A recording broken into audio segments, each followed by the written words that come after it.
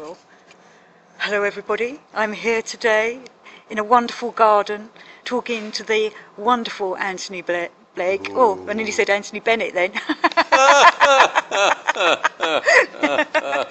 I'm with Tony Blake, let's make that clear, Anthony Blake. I'm here today to talk with you about cosmic laws.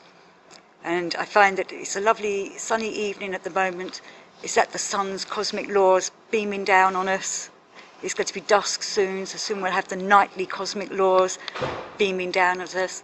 Are those the kind of cosmic laws you wish to discuss?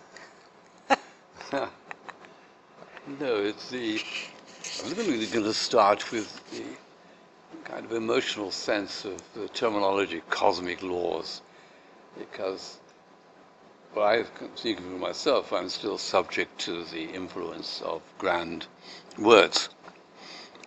And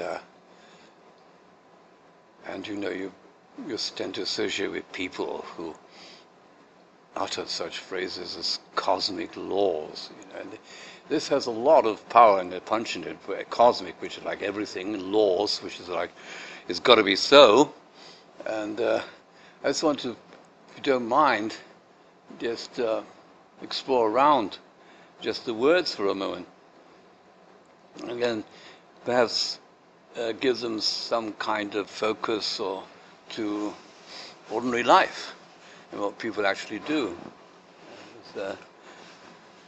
I'll start with a little anecdote, a little Bennett anecdote about this. And he was in the 30s concerned with getting a career for himself, and he'd got interested in fuel technology and the utilization of crude forms of fuel. And so he set himself to go to various conferences in which people in the field met together. And he would apply the basic Gurdjieff cosmic law, the law of three. And he said people come up with problems and difficulties, and usually they were couched in terms of a dyad, an opposition, a conflict, and so on. And he would come in and suggest something which has that, in our esoteric language, the aura of the third force.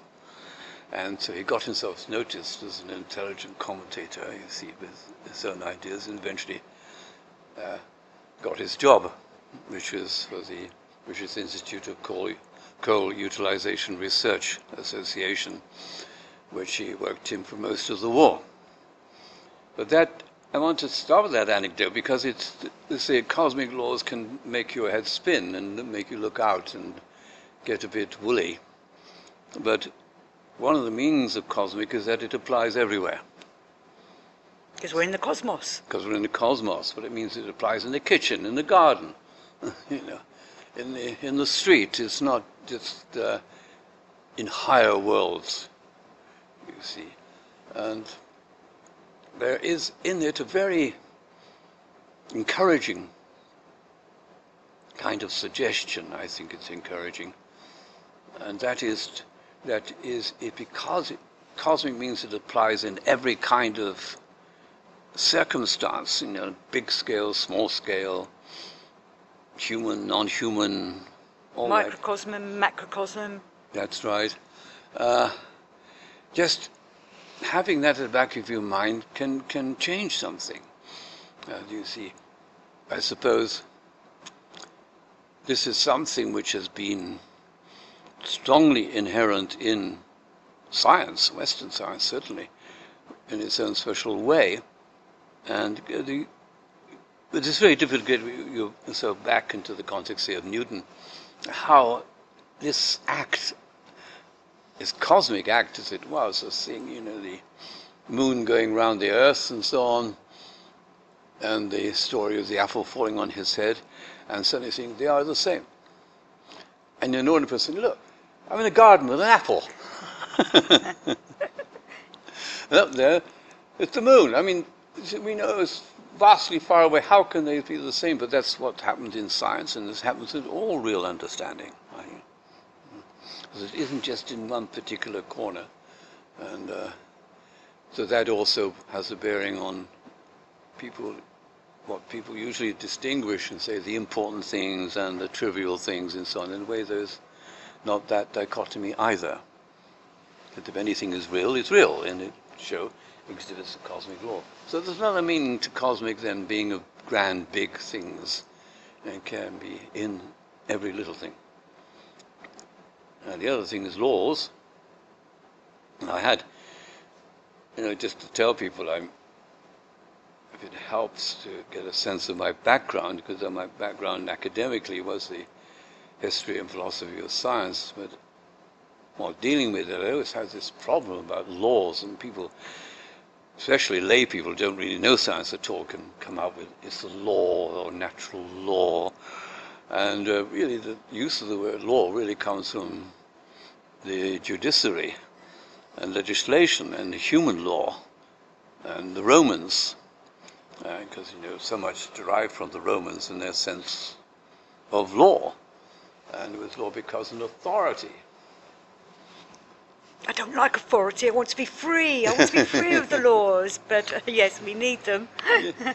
Well, that's maybe we come back to that. That's a real observation, because it's to do with the way Gurdjieff played around with a kind of super metaphor about number of laws you're under. Just decrease the number of laws. You're always be under some laws. We can have a smaller number. And if you have a smaller number, you've got more scope. Your creativity. But law is still very difficult, and scientists talk about this law, and they just write the equation and just sits there looking at you, and as if you think, oh, naive question like, who said it was? Who said it was like this? But they have that problem too. We can't understand why is it that the universe was made and appears to be made, constructed in a certain way, and things were set up, and then they think, well, of course they could have been set up in other ways, with other laws. So what happened to make it just these laws? And now we're in some deep trouble. Because it's in the ancient times, they used to be fighting against chaos, because they believed the world and the universe was chaos, so they would try and placate the gods to bring harmony. I suppose that's more of an ancient Egyptian way. But everything's got laws behind it, as you say. Who created these laws? But it's like as if the divine source created the laws. You can pause it, can you? I can probably pause it. We've got some people coming down. I'm just going to pause. So probably most people tend to think of law with those attachments of human law and somebody making them, something like that, which is of course how the ideas we crudely call religious were about, which were adopted by physicists. They talk about reading the mind of God and so on, and Einstein making proclamations about what God would and wouldn't do. And as you know, he hated the quantum mechanics in a way, because he said God does not play at dice.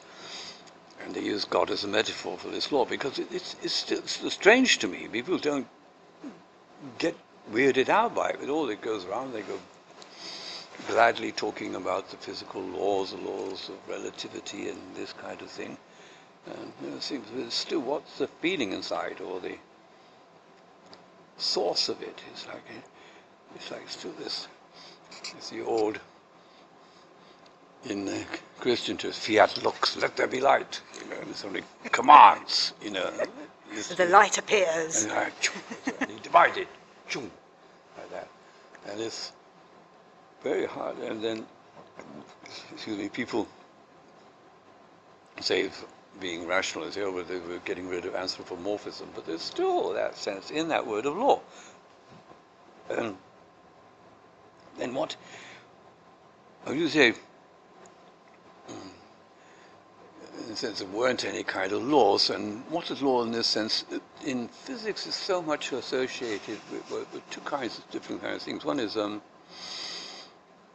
what can't happen.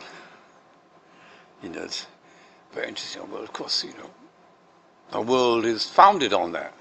It can't have the same thing in two places at once, when in fact maybe you can now. But, but it's, this Svenz used to say, well, this ashtray is on the table or it's not on the table. It can't be both on the table, not on the table. But again, with quantum mechanics, this has got screwed up. The big laws in physics are the laws of thermodynamics. The first one says there's no such thing as a free lunch. You can't get energy out of nothing. Even that's disputed, of course. And the other is, as things go on, if you don't renew it, they go from bad to worse. Otherwise, they get more and more disorganized. Yeah, it's kind of like they roll out of their harmony, don't they? Well, harmony, but because they get more and more possibilities, and it just becomes uninteresting, so to speak, lose structure, called increasing entropy. Well, but that sense of constraint, and I don't know if I pop in the second view, which is very interesting. It's about to do with your word harmony, which of course qualitative word, but one of the great sources of thinking in physics is symmetry. And a lot of it was due to this amazing German woman, Noether was her name. Noether. Yeah, Noether, I think, Noether. She was recognized by people like Einstein and so on, but in where she was in Germany, in university, she was forbidden to teach because she was a woman. Anyway, it's absolutely disgusting. And she had the support of people like Einstein and Hilbert and people, but the authorities say, we can't have a woman doing it. But anyway, she just produced all kinds of basic ideas in physics and is still used. So symmetry in time, symmetry in space, very fundamental ideas, and how these lead to consequences like the conservation of energy and all these kinds of things. So I'm hesitating, I don't want to get too much into the philosophy of science, but just get the feel that I think it's essential to feel something about laws as associated with what can't happen. It's like you say, you can't play a game like chess. If you get your bishop, it can go across squarewise instead of diagonally. Right, there's certain laws to play that game, isn't there? There's certain rules. That's right. Otherwise you can't play the game. And you think, well, we're not playing a game, this is the universe. So I think in a way it's a bit like a game, because we couldn't operate in a universe in which, you're going back to your arbitrary thing, which is the usual view of people in the past, because they felt things happen because some kind of entity decided it would happen or chose for it to happen. It wasn't impersonal, it was kind of personal. So we had the gods as personal acts of initiative, and so you had to placate them, be nice to them, that kind of thing. And it was because they lived in a world which you still easily recognize. In effect, we were despots, so people who got control, and so it was the laws are the will of the ruler. But even in Islam, you get that very strongly. It says the laws of the universe are the habits of Allah. But they still make it personal. So nobody's really, I don't think, I can't resolve all of this. There is in it, I want to not forget, as I'm talking away here, the thing about the way in which term law carries this will. It is so. It is not that. It is this. It is like this. This kind of thing. And that is interesting because it's usually contrasted with, in the present culture, so to speak, by and large, with the feeling of our freedom. You mentioned freedom just now, and you get this weirdness because then you get people get into a twist and say, oh, is there free will? Is there not free will? Blah blah blah, and make it a philosophical question. Well, as what we use, I think, persons like Goethe said, it's a practical question. It's not. Generally, everybody's got free will. It's nonsense. People act like machines. Yeah. But we just say there's a possibility they're not like machines. So there is relativity here of law. But do we have free will when we break ourselves out of these laws? Well, that's the kind of a tautology. You've just said that. It's the same, you said the two sides. If you break out of the laws, then you are out of the laws. So you have that freedom.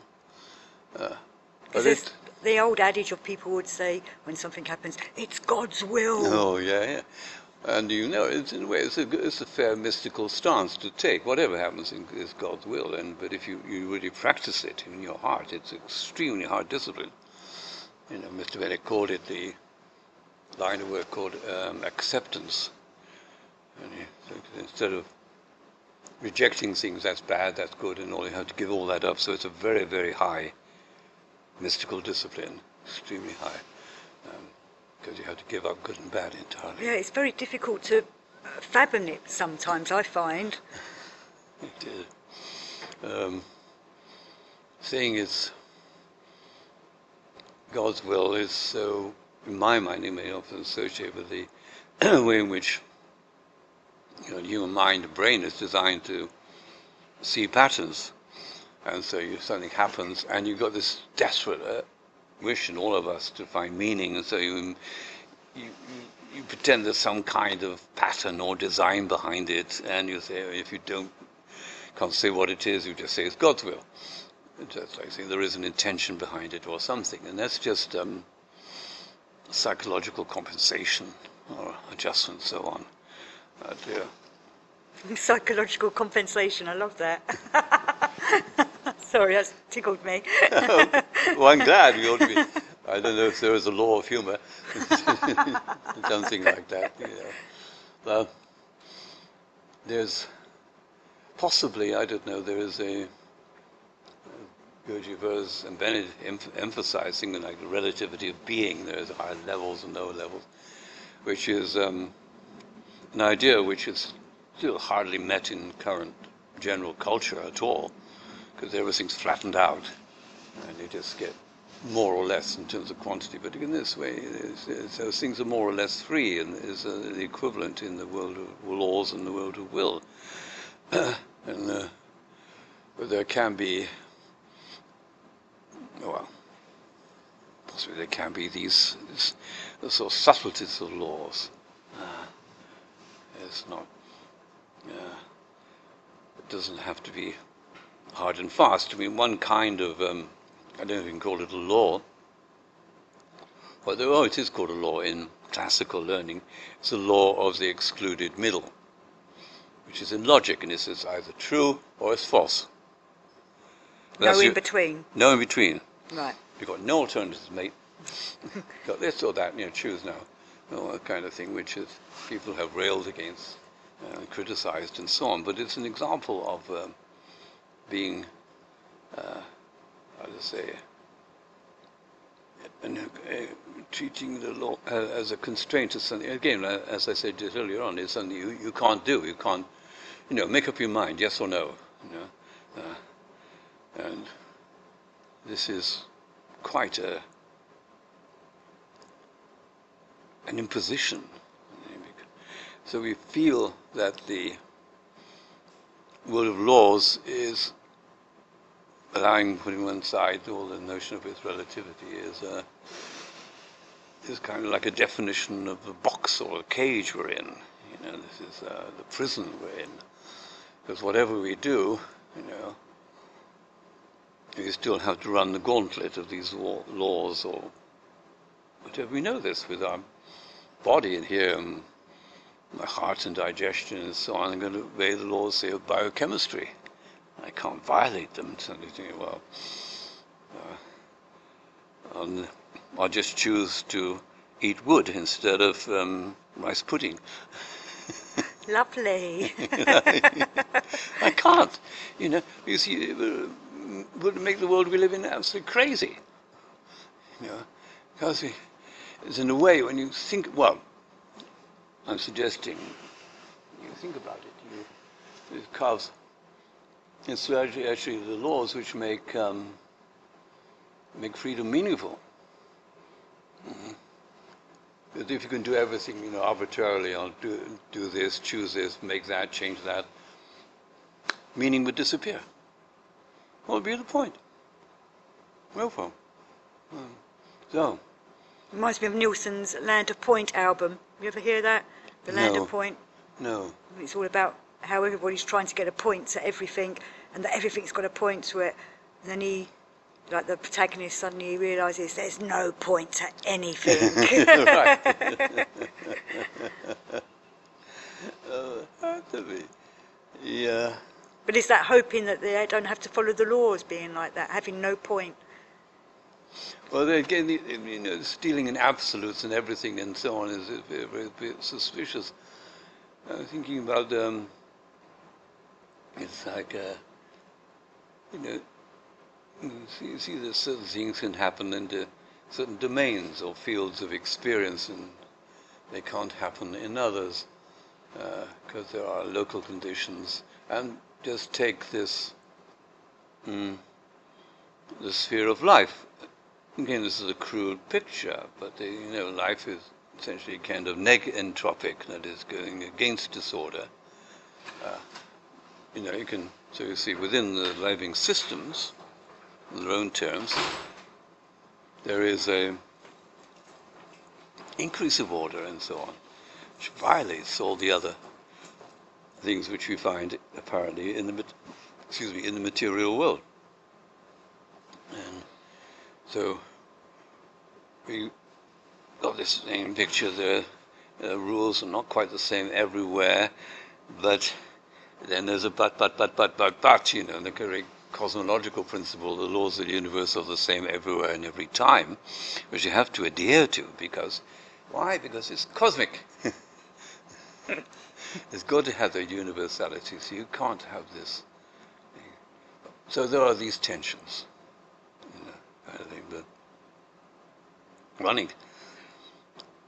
But I want to go back to my Bennett story, if I may. Yep, of course. We always love a Bennett story. That one about the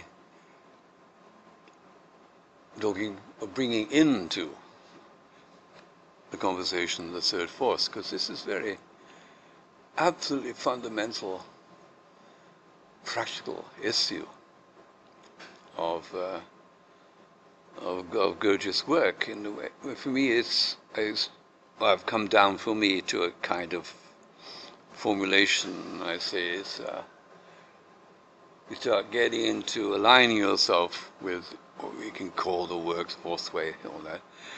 When you make this simple step, you come across a duality, and then you find a third. And that's it. You don't stay with the duality, but the duality is there to arouse in you a need, because it's something which in your present state you cannot get beyond. You know, damned if you do, damned if you don't, whatever it comes out, you see, with it. And it's you're in front of this, and that's the value of it. And another aside, there is this, just to mention, one of my favorite systems is thing called TRIZ, a Russian system of innovation. And it's an extraordinary thing, but its source, departure, is finding in whatever you want to do, is to do technology and invention of systems and so on, find something where you get this physical contradiction. It's sort of the best ordinary example is, you know, you want to increase the power in something and an engine and so on, but to do that you ought to increase the size of the engine, which takes more energy itself. So there's a kind of back and forth. And normally what people do is seek a compromise, but in TRIZ they say this is not the, this is ordinary. They say the real innovation is when you kind of get this breakthrough. And it's corresponding to me, it's so exciting, this. Because my favorite people, even though I can't quote him very well or read him very well, is Kierkegaard. Because he always talked about it. He's always talking, either or. And he emphasizes it. You think, well, he's full of duality, he's a bad person. No, because he brings you up to it, because you cannot solve it by your ordinary mind. Mm-hmm. And then he said you make a leap into faith. And it's just like truth, you make a leap into innovation, you do something, It's the same thing. That's cosmic. It's funny you said, because when you was talking earlier, I was thinking there's the either either, but I can't remember who said it, and then there's the neither neither, which is Austin Osman Spare, but either either, that is Kierkegaard, yes. No, he's either or. Oh, either or. Either or. No, this neither nor and so on is the more subtle part of logic. It's called I've forgotten what it's called. This was developed by the mathematician Spencer Brown. And you get complications, neither nor, neither, neither, neither, nor, neither. Anyway, I'm going to go into it. Yeah, so it's like the zero plus. But this confrontation, see why people don't, I don't get rid of suspicion people talking about Descartes was bad, he just produces duality and so on. That's fine. Fine. Because it's there to, a way to shock you. Everybody tries to compromise around these dualities. But, this is the kind of choice. You don't compromise. You don't say, well, a little bit of this, a little bit of that, somewhere in the middle. Again, you're just fudging it, a bit of grayness, grayness. No, genuinely the third force, and that's why I don't say George, but he was George Gurdjieff. Man is third force blind, which is actually a statement about creativity. Where creativity is real creativity, is rare. That's what I think. Because you do creativity, you get this en passe, and you fly beyond it into something new. Yes, the real creativity is the genius, and there isn't many. Not many. Only comes through now and then. Now and then. Few. I could argue from this kind of discourse I'm putting upon you that maybe it's connected with people who keep themselves in the contradiction. You don't run away from it. Don't fudge it. Is that feeling safe, though, doing that? Well, it's certainly a feeling space. Mr. Bennett gave a series of talks on creative thinking, and he said it was all to do with, I'm summarizing it really, you get this kind of question, which immediately you can't answer, but of course, get a question, how to solve this, how to do this, what does this mean, and so on.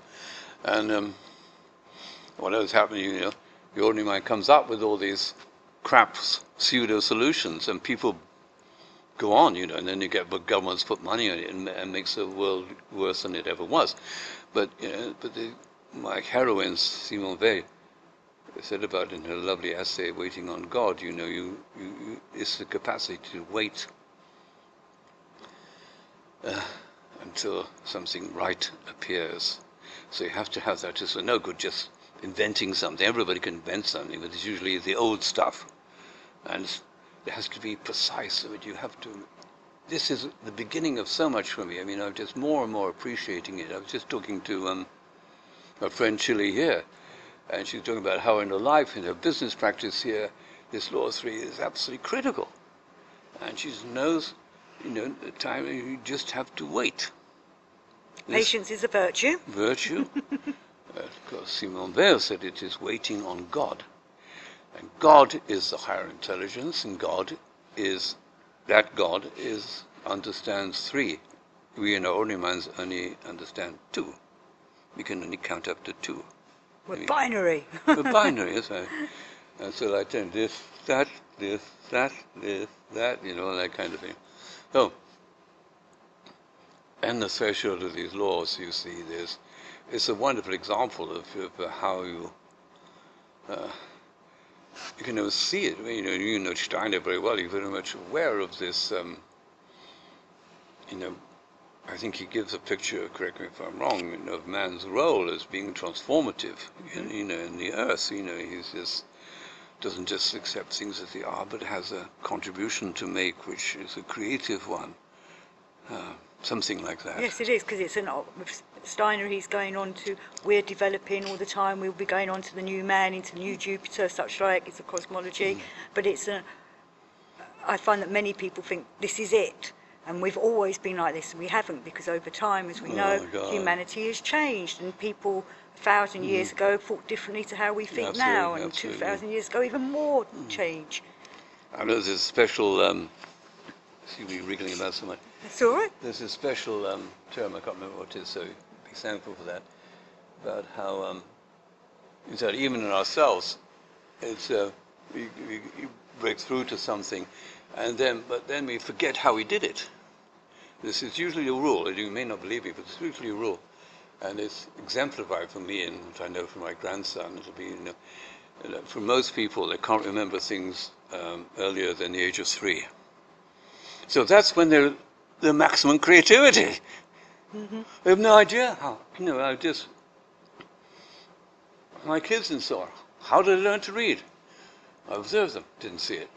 They'll do it. They won't remember how they learned to read, because you're going between two worlds, and the changes, and that's the past is gone, is veiled, and so on. So it is.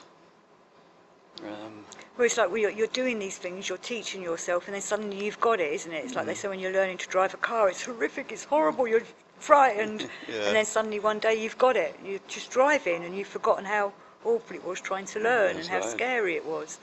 Oh, you don't. So that means you go through the same process again with something else. Now, I think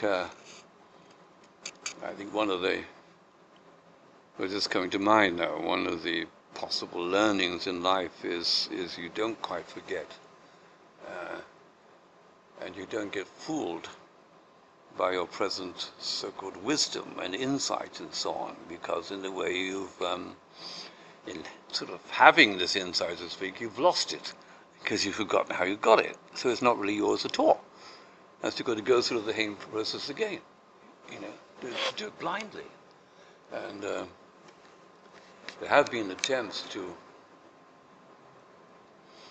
make it less blind and say there are ways of doing it, but I think the real people with insight, like one of my other heroes, Eugene Gendlin, he writes about this, working out creativity and so on. He said, you get a scheme, a method of doing this, which only applies after you've done it.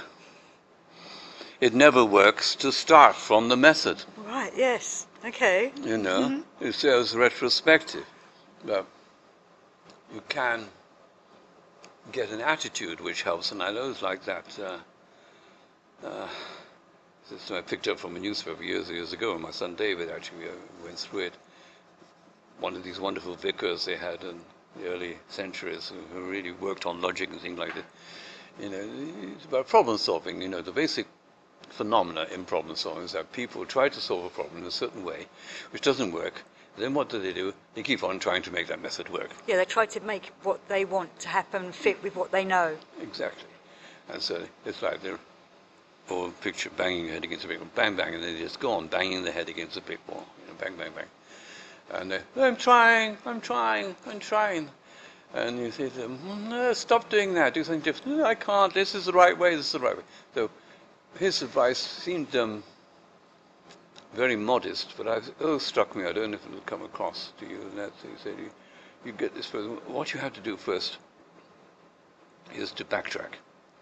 Now, this method of backtracking, like going through the day, and then you go through your day backwards, and this kind of thing. But it's incredibly important. It's recognized by some people in ordinary psychoanalysis, too. This is the way, this connected way of, in a sense, mastering your thoughts.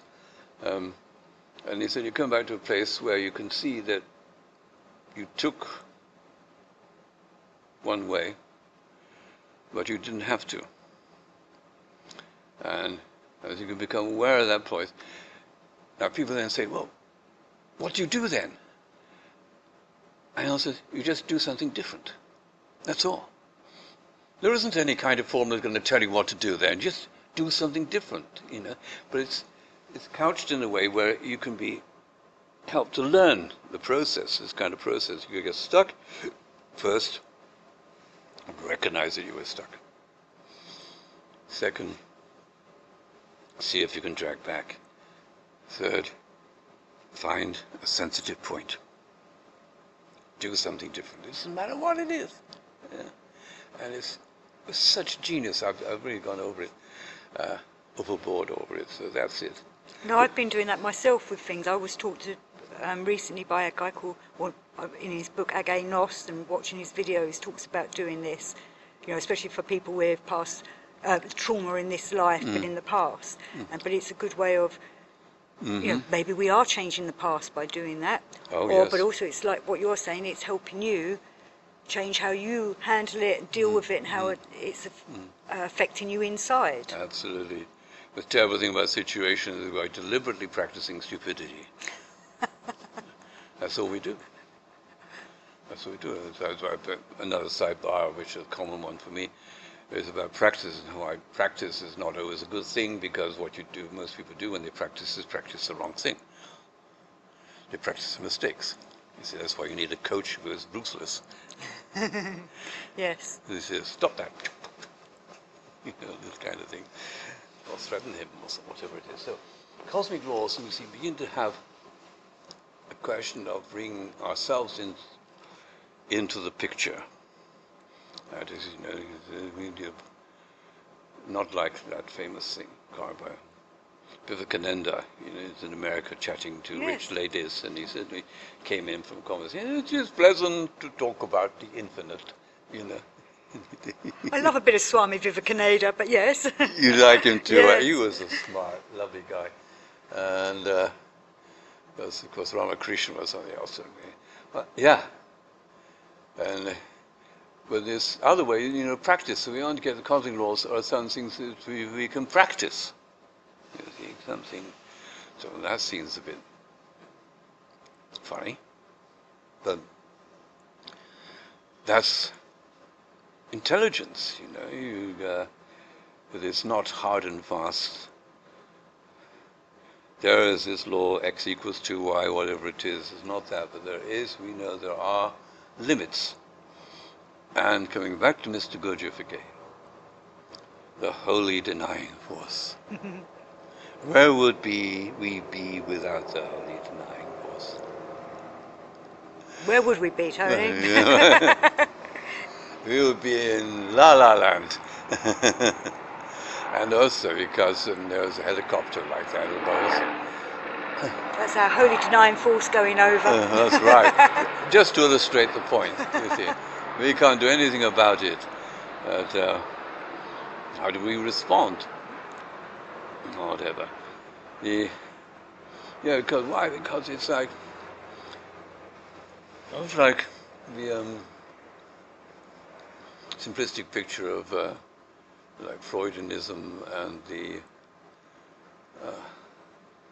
thing about libido and so on. He said there are these two basic principles, well, more than that, but these two in particular. There's the will to reality, and there is the will to pleasure. In life, it's necessary to discriminate between these two. And how you don't get real pleasure without the reality and this kind of thing. But it's, again, that thing about limit.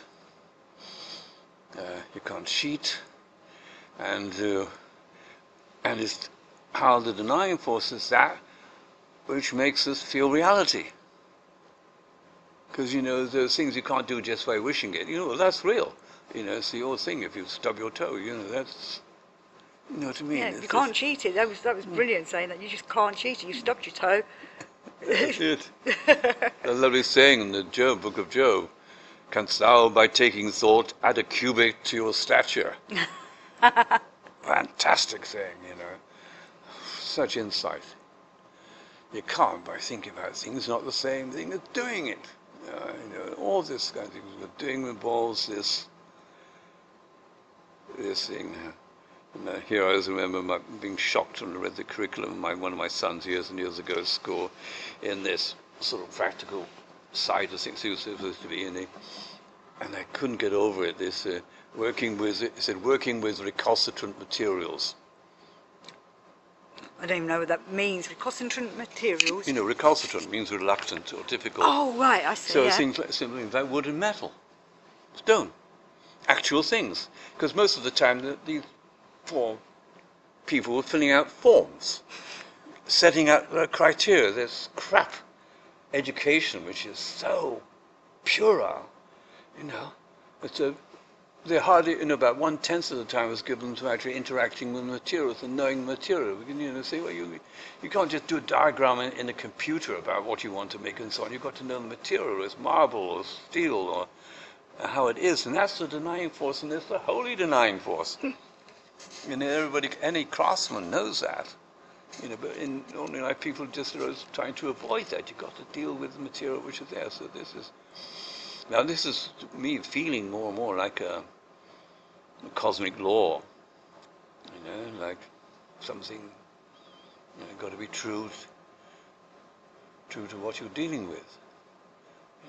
That you don't have to make more of a song and dance about it than that. And there's the reality of challenge and response, which is the favorite thing of Mr. Bennett. I often go back to connect with I think it's a genuine, useful, practical insight. He said, well, what evokes consciousness? Challenge. Faced with something you can't immediately do or accomplish. And that for a moment will produce this. Afterwards you can get deadened again. But that it is. And there was that little, I don't know if it will get across, it came across in some of Svenska's writings. He's trying to deal with this very difficult subject of, the Goethe line that we are not conscious and so on, whereas in ordinary life, say that to people and they're not likely to hit you, or can get very upset about this. And he gave this example, it's very interesting, I liked it, it's so simple. And he said, you say to anybody, are you conscious? Then he says, immediately the person will become conscious. But for how long? But I thought this is a beautiful example because you get this puzzle in it. Because we all believe we're conscious and so on. Well, why is this? And then this Mr. Goethe comes along, no, you're not. And you think, well, who is he to speak? He's just a weird Greek or something, Who is he to tell us we're not conscious? I feel conscious, but no. And it gradually shifts in you to know the shift from being conscious to the memory of being conscious, because that's what stays with you. You get the experience and then you get a memory of it. And the memory takes the place of the reality. But that is a challenge. And but hopefully doing this work, we are, when we do suddenly think about it, every now and then we're getting a little bit more aware of, I need to be conscious, and then that will speed up a bit more. Next time it won't be such a big gap between thinking about it, and then maybe one of us will be able to do it all the time at some point. No. Well, there's a lot in it about time and the puzzle of all of that. But it's just, I think so for me, there's a big sense of it, just everything being just for a time. Clinging to things is we naturally tend to do, but it can obscure the facts. It's okay. This is not something I've obviously resolved to remember. Oh, hello. We've got another helicopter. Yes, it is, isn't it? Thank you very much. Yes.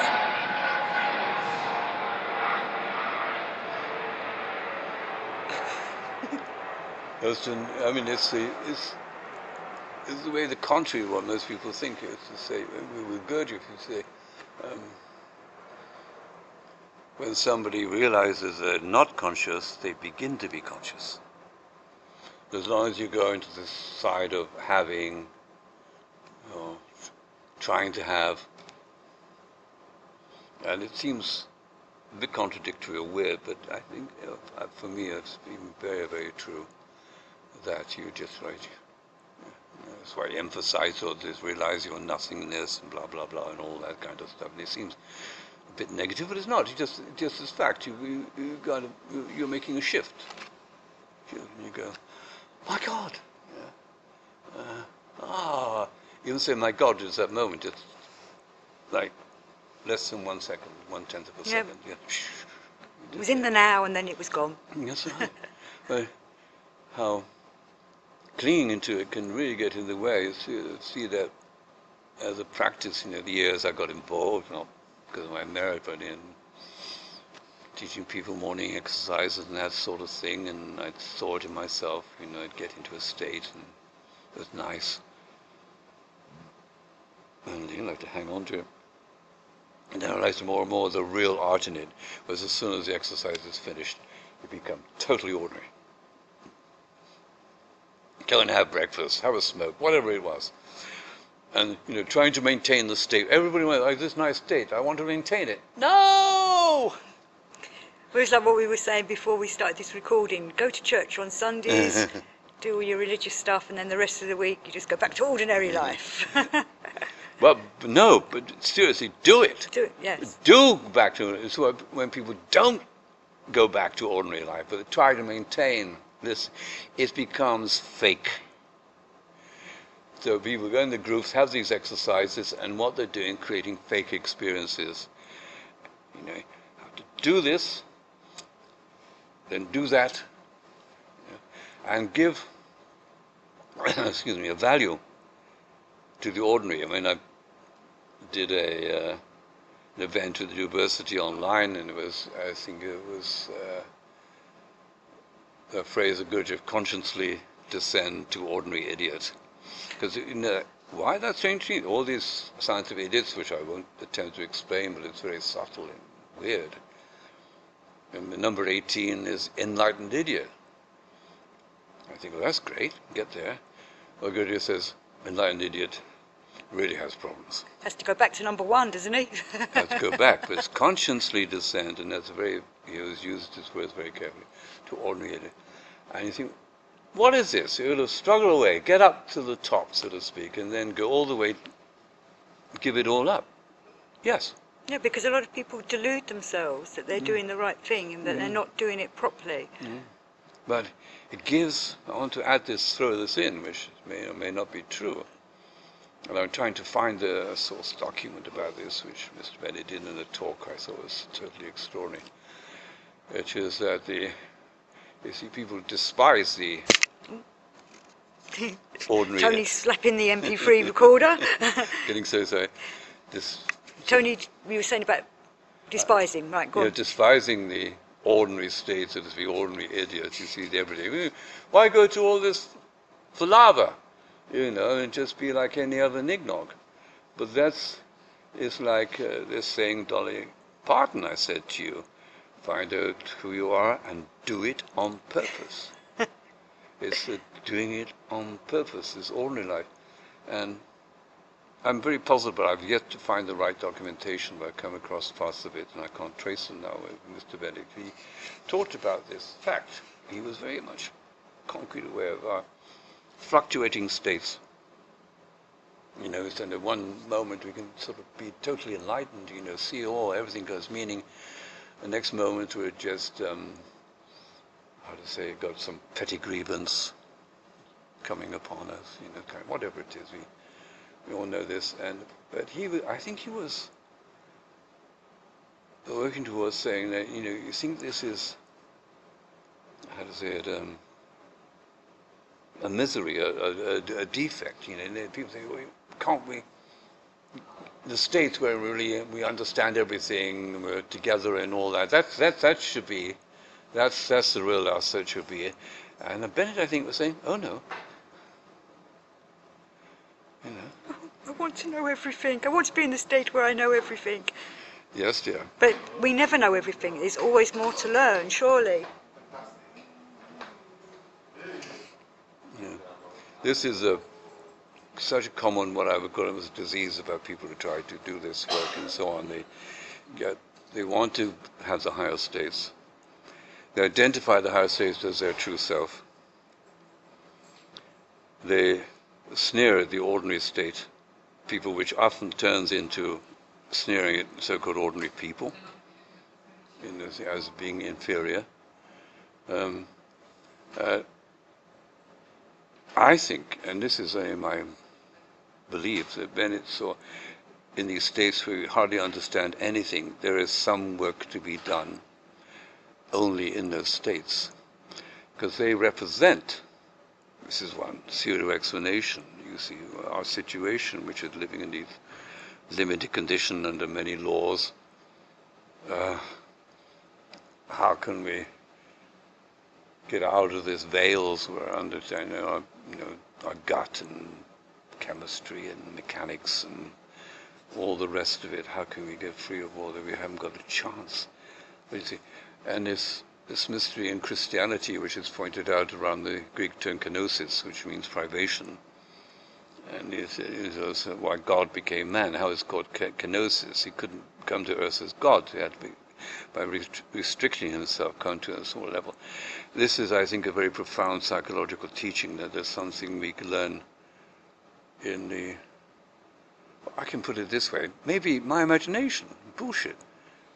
In the lower states we can't understand in the higher states. Because one kind of background argument, I don't know if I can describe it, it was saying that all these levels are needed. People running after the higher levels is just stupid. And the only quote I've got to do with that, he used to say, people imagine I'm conscious all the time. He said, no, consciousness is a very valuable energy, I'm only conscious when I need to be conscious. So what's he doing the rest of the time? Failing the work or doing something? No. He just has to have this other side, and it's do with his cosmology, with his belief in higher intelligences, and with it, his belief in the coming epoch, the synergic epoch, where he said, the beings or entities on different levels could begin to communicate with each other and cooperate together at these different levels. But then you think, why have the different levels? Because things are developing at different stages. Different stages, but why have the different levels? Why do we need to have the connection between these things at different levels? And it's maybe connected with the image of the stairway. There's a whole thing has to be there. Going up the ladder. Yeah. But the whole flux up and down needs to be there. So maybe that's the kind of cosmic law too, that everything has its place. And you say, perhaps we can stop there. That's fine. Thank you very much, Tony. Oh, bless you. We still have your website, diversity.org, for people that Yes. are interested in following your work. I'm debbie-elliott.co.uk, and Tony, your books, most of them are still available in various book places. And Amazon, for instance, now. And from your website, can they get them? No, Not afraid. anymore? Right, No. Okay. I only have to go through Amazon. I haven't arranged it. Because it's such a nuisance packing up books. Let's get some big company to do it instead. But I'm the same, my books are all through them. But thank you very much, Tony. Your wonderful book about artificial intelligence. Oh, thank you. Honestly, I think it's so bloody good, that book. Monkey Mind, Robot Body, for anyone that's interested. No, you really should. It's a genuine, invitation into, what to call it, the conversation, the understanding. You don't get didactic and shortchanged in it at all. It's really... Oh, thank you very much. More like it is. And you know how keen Josiah is on your book. All right, okay. I need to do another show with Jessai at some point. I need Yeah, to get him going. You ought to get into the artificial intelligence and to We should do a show on that as well at some point. AI. AI. AI. But I'm going to press stop. But thank you everybody for listening. Until next time, from Tony and I, goodbye. Goodbye.